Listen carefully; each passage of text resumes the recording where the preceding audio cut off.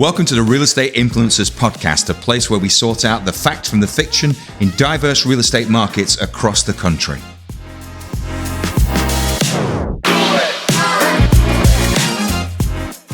I'm your host, Matt Dixon, and on each episode, we'll be bringing you a market influencer, sharing their expertise so you can always have the inside track.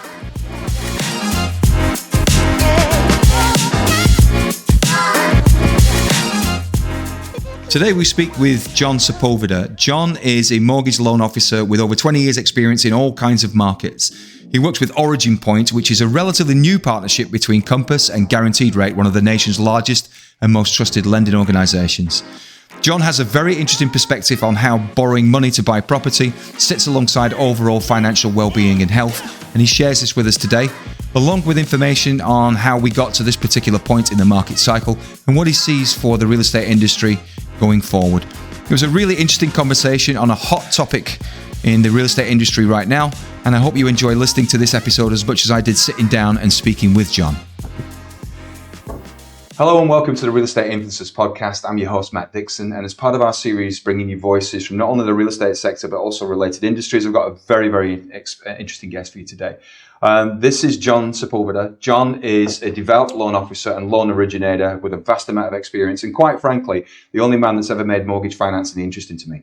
So I really can't wait for you to meet him. John, good morning. Good morning, man. How you doing, man? I'm good, buddy. How are you? Very well. I mean it seriously. I know that we had a bit of a run through, and some of the stuff that you were saying, because I think you approach the finance sector and mortgage financing with a little bit different viewpoint, and we'll get into that as we go through the process. But I'd like to talk to you initially about who you are and where you came from, what you're all about. So how long have you been in the industry? I've been in mortgages 23 years and a couple of years in real estate before that, so 25 years total. Oh, you've seen it from both sides then, right? Yeah. And has that always been in Central Florida? Or? No, I started in originally from Colombia. I came to the United States when I was 11 in Boston. Boston? Yeah. Colombia to Boston, that's quite a change. That's a big change. Wow. And then landed here 6 years ago. Right, okay. And you got into a mortgage first or real estate first? I was a realtor first. In Boston, it was a little tough. It wasn't my cup of tea.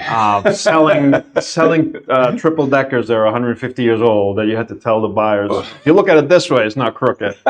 I couldn't do that. Failed on the inspection every time, right? Yeah, I mean, it's just straight. I mean, look at it. And so I transitioned to mortgages. I was recruited by GMAC Mortgage at the time, which was a large company. Very well developed. They were one of the biggest, right? Very, very large, yeah. And they had a very good training system, sort of like loan officer university, if you would. Right. They actually sent us for a couple of weeks to a training. Wow. It was actually really, so not really just a good 3-hour course. No, it was phenomenal Right. training. So I got, doing it by hand. I still do use it, actually. I use it by hand, learn old school way. So it was very, very good training. So I'm supposing over those 20-something years that you've dealt with all kinds of clients across all sorts of sectors and all sorts of finance programs, right? I have, unfortunately to say, I've seen it pretty much. Been around a long time. I've been around, yeah. I've seen the different crashes. I've seen the different changes in the market. I've seen the similarities in the market, and it's it's interesting. But I love doing this. So wait a minute. If you're originally from Colombia, you obviously therefore you speak Spanish. I speak Spanish. You got any other languages or? Well, I speak 3. Some people say 4. Spanish, Portuguese, English, and Bostonian. That's a totally foreign language to most of Yeah, nobody else speaks it. Fantastic. So let's talk a little bit about, obviously you're working with OriginPoint at the moment, right? Correct. Mortgage company. Yep. So tell us a little bit about OriginPoint. Where do they? OriginPoint is a company that was formed, a joint venture between Guaranteed Rate and Compass Real Estate. It's formed by last year. And Guaranteed Rate are huge though, right? Guaranteed Rate is a very large company, phenomenal company, great platform for loans. It's really, really, really good. Technology is phenomenal. And so that allows you, so if you've got, it's just like, obviously I'm licensed with Compass, and Compass allowed, that technology platform was the big attractor for me coming into this, because I've been doing this about 25 years as well. So at the end of the day, I need something that would push my business forward, and the technology was what I was looking for. So did you find the same thing with Origin? I wasn't looking for the technology, honestly. I found the technology, and it's phenomenal. It's the best in all the 23 years and different companies I work for, it's definitely the best. Right. But I was not looking for that. It's not my. I'm an old school guy. I You're do people it by person. hand. Yeah. I just still do stuff by hand. So the technology wasn't what brought me there, but it is unbelievable. Right. Well, listen, your industry obviously is a very hot topic at the moment. Obviously mortgage loan financing, interest rates, inflation, and I know that as a devout loan officer, you've got to have your eye on all those metrics all the time. Can you give us a little bit of a recap as to where we are and what you think is going on in the market and how we got to this particular point in the market? Sure. So I won't rehash the pandemic, right? As we're all aware. We're all aware of what's going on in prices. We all go to a supermarket and we see that inflation's high. So what's happening is what happened during the pandemic was the Fed, they thought that inflation was going to be transitory. So they continued the QE, quantitative easing, printing money. And just injecting and pumping them into the economy. And this, sort of we found out as we're finding out, it's not transitory. It's here to stay. Mm-hmm. So now the Fed sort of made an announcement. It's been making announcements since March of last year, increasing rates.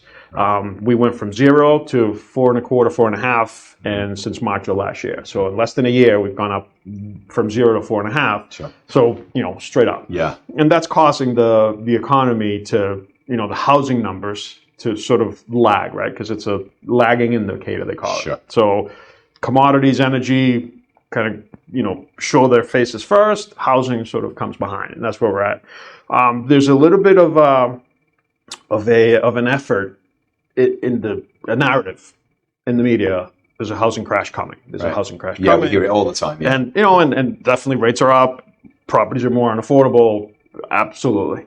But the deal with this alleged housing crash that's happening, a lot of people are comparing it to 2008. A lot of people are deciding to wait. A lot of people are saying, well, no, the market's going to crash. I'm going to wait and, buy properties that are cheap like people did in 2008. Sure. But that's not what the market is. That's not what anything is indicating. Right. Because the differences are vast between now and 2008. Yes, there's inflation. Yes, there is, stock market is crashing. Yes, all that stuff is similar, but housing is not similar. People have equity in their properties now where they did not in 2008. So nobody's going to be walking away from $30,000, $40,000, $50,000 in equity or more. Right. They're going to sell that house. Right. And as I'm sure you can see, they're selling, taking a little bit longer, but property values, the narrative is how much housing has gone down year over year. Yeah. But if you look at the appreciation year to date, it's up almost 10%. We have this expression in real estate that the buyers are stuck in 2008 and sellers are stuck in 2021, right? Mm-hmm. And the truth is in between because, like you said, that stupendous rise in equity values, which is obviously non-sustainable. And the market was always going to correct. So that's where we're at. That's the inflection point that we're at right now. That's where we're at right now. Absolutely. So you take the economy into it, right? Recession coming. Some people say no. Some people say yes. Some people say mild. It doesn't really matter. Right. Inflation is up, and inflation is definitely coming down. Right. Got the headline number last week, 6.5. So it's still high, but it's coming down. Right. With mortgages, when inflation goes down, rates go down. When inflation goes up, rate goes up. So our rates are coming down. Right. Expectation is that this year. Some people say later in the year. Some people say, after the first quarter, but somewhere this year, what sort of the experts are saying, we're going to be somewhere in the 5s. Right. Which is a normal. Which it would be a normal. We were back there in 2018. Right. Well, I'm sure you remember over your career, rates being a lot higher than we're at right now. I just don't think we've seen the pendulum swing so wildly, in my experience anyway, to go from low interest rates of like 2.5%, 3%. Before, to where we are at 6.5% in such a short space of time. So fast. It's an anomaly, right? Correct. Right. That's never happened before. Right. So fast. So that's stopping people from buying houses or making a decision to go forward and purchase or to trade in the house that they're in and upgrade or whatever they want. It's stopping the market from moving. People don't have the information, right? Buyers are seeing what the headlines say. Buyers are seeing what the news say. Rates are definitely high. It's definitely more, it's less affordable when you go to the supermarket. So, I can't afford to buy a house right now, and I'm stopping. What's happening is if you look at the numbers and you look at the math, every single case is different because everybody's finances are different. Your finances are different than my finances. Right. So what's good for me might not be so good for you right now. My need to move house and not everybody's unique. Correct. So people should not take that approach of, the market is bad, the rates are high, and we're not going to buy a house. You should look at your personal financial situation, what your goals are, where you're trying to achieve, where you're trying to go, and then do the math. And so what about if you're renting? What about if you've been sat and you kind of, 2023 is the year that I wanted to buy a house. I've got my down payment. I'm ready to go. I'm looking for the advice. And we'll get into the way that you actually help people in a much more holistic financial sense in a moment. But if you're sat there in a rented property, what would make people? Why would people, move out of a rented property right now? Why would they move forward? Well, if you do the math, 3 years, 5 years, 7 years, and longer, the amount of the rent you pay is what you save out of that, what you come out of that, other than a space for living, for housing, is nothing. You get nothing else. Sure. When you buy a house, you pay down the principal, right? Every month you pay principal and interest. So the payment of principal is a forced savings, if we would. So you have an actual savings account in your house. Mm-hmm. So that's something that's happening every month that you make a payment. Every month your balance is lower. Sure. On top of that, you have appreciation. Over 7 years on a $350,000 house, appreciation at 4%, that person is going to hit $120,000 or so in equity.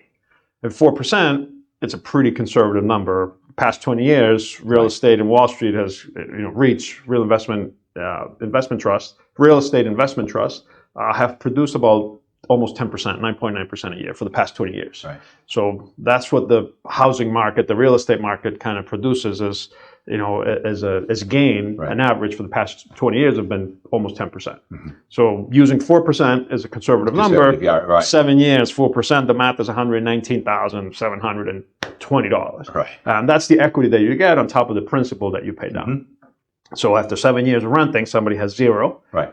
And after 7 years of buying a house, a $350,000 house at 6.5%, I had done the math on this. Mm-hmm. That person's going to have $120,000 in equity. So that's, you're talking about legacy wealth, then, aren't you? You're talking about the traditional way of building wealth for the average family in the United States is to buy property, hold on to it, and then pass that along, sort of thing, right? Well, it's the American dream. Everybody just own a home, white picket fence, and it's you have here in Central Florida, you have a very large number of people moving from not only from other states but from other countries, right? Sort of every day, people are moving. And that's a good question for you.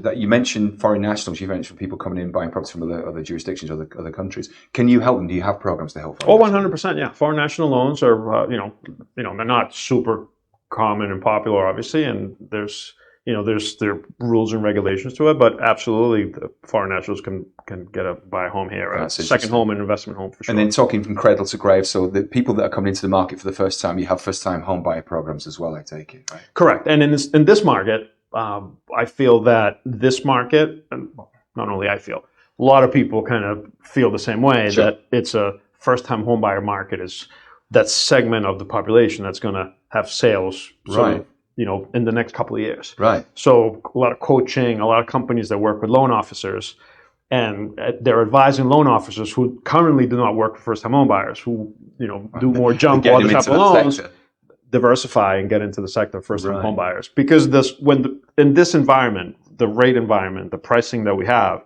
the strategy is use the least amount of out of pocket as possible. Sure. So keep as much money as you can in your possession. Yeah.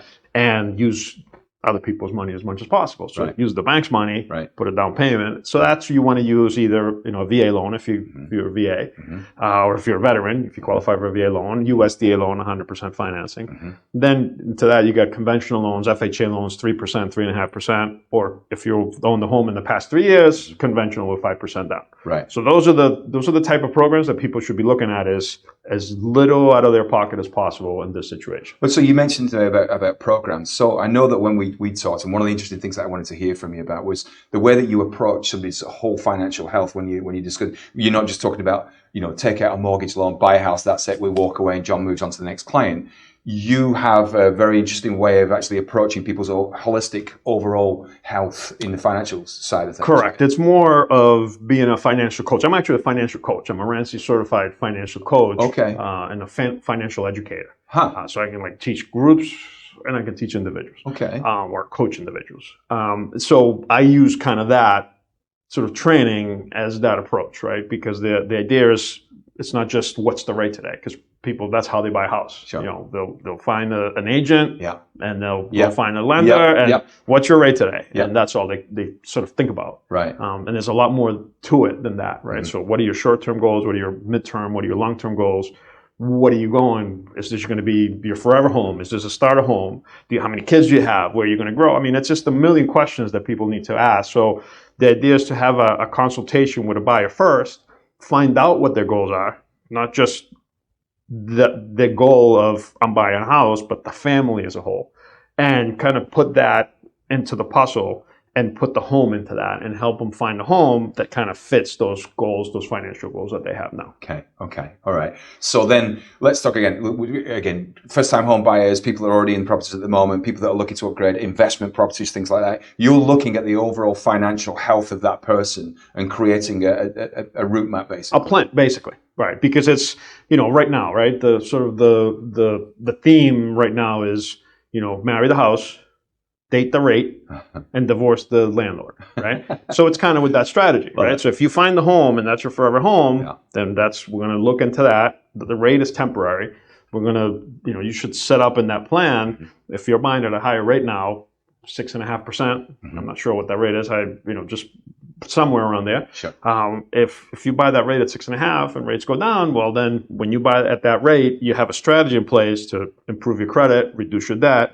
So when the rates do go down, you have some equity built up, the rates go down, you refinance the property either to a shorter term if you can, and after your better situation with your debt paid off, your interest, your credit score up, you're going to get a lower interest rate, and you're going to be in a better financial position. Gotcha. And so when you do an initial consultation with somebody, that's the way that your mindset is, because mindset's everything, isn't it? Correct. So you're thinking about, it's not just about, I can get you into a loan, because I know that a lot of mortgage brokers tend to kind of just think about, what loan problem can I get you into and walk away. What you're talking about is actually really interviewing that person and finding out what their actual financial needs are, rather than just an easy program to get them into. 100%. Because in this current market, if you are a buyer working with a loan officer or mortgage advisor, and that mortgage advisor is not giving you education and information, just giving you rates, you're losing stuff. You're leaving stuff on the table. Right. If you're a realtor working with a lender and that lender is not helping you close a deal or give your buyer information to close a deal, then you as a realtor, you're leaving money on the table. Right. Because in this new sort of way of post-pandemic world, it's the education is what it's all about. It's just, this market that we have, if we don't have education, we're not providing education to the buyers, we're going to be struggling. This is what we say in real estate as well, because obviously the internet is both our best friend and our worst enemy at the same time. And with the advent of iBuyers, companies like Open Door, for instance, that are coming in and advising people about the value of their homes, well, are they really? We try to give an advisory service. So what we spend a lot of time profiling, just like yourself, and making sure that those people understand what the value of the home is, or if they're buying a home, what the value of the home that they're buying is and where it sits in a particular market. And you can't do that. It's a personalized service. And I don't think that the internet and the technology that we have, which is all very, very helpful, is only helpful in the respect that it supports your interaction with other human beings and make you kind of profile the client properly, and they understand what they're getting into and what they're getting out of, right? Absolutely. So it's the same approach, right? It's the same, absolutely. Fantastic. Okay, so what about this? So I'm trying to get you to say no to the program. So we've got foreign national financing, you've got first-time buyer programs, refinancing. You do that as well? Yes. And what about investor loans? Do you do investor loans? Investment loans as well. Yeah. So I guess this is one of the advantages of working for a large company, that you've got a lot of choice in terms of the. Nowadays, it's another. If you don't have, if you're working for a small, shop, right, with very few options, you just don't have a lot of options to offer people. Right. Because the idea is everybody's finances are individual, unique, right? So everybody needs something else. Sure. There are some other programs out there, for investment, DCSR, which is you don't really need the income, you need you qualify of the rental income. There's no ratio programs where you don't put your income down, kind of like in the old days with stated income, but not as dangerous, not 30-year fixed, and there's a lot of parameters in place. So there's an array of programs that people can utilize.